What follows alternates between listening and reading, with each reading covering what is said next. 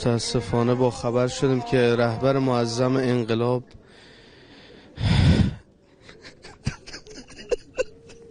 کاش امروز دروغ باشه.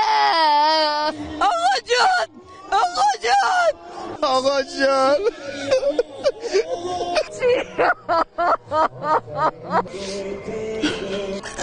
یتیم شدیم، بی‌برن شدیم. نمیتونم باورش خیلی سخت.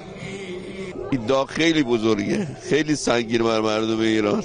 از وقتی که شنیدم خبر تا همین الان واقعا نتونستم تو خونه بشینم. رهبر ما مظلوم بود، همه گفتم میره تو پناهگاه، رهبر ما تو پناهگاه نبود، تو این جنگ در خانه خودش به شهادت رسوندن رهبرا.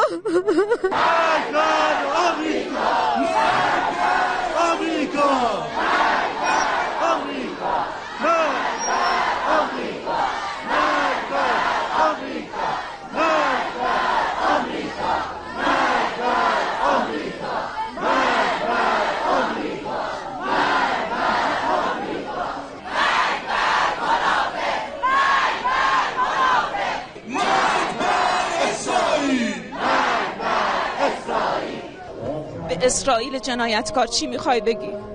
از پا نمیشینیم، انتقامشو میگیریم. تا توان داریم خودمون، بچه هامون، نسلمون اجازه نمیدیم که خونه آقامون پایمال شده. اصلا صحنه رو خالی نمی کنیم.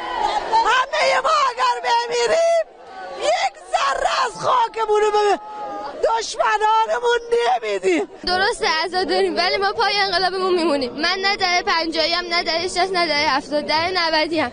میخوام بگم آقا جان من شرمنده‌ام، تا بودی برات تبلیغ نکردم، اونایی که گمراه بودن نتونستم آگاه کنم، اما الان بهت قول میدم که این کاری میکنم انقلابمون جهانی بشه. بهت قول میدم پای انقلابم میمونم، تا الان هم بودم، از این بعد بیشتر میمونم، 2 برابرشو میمونم.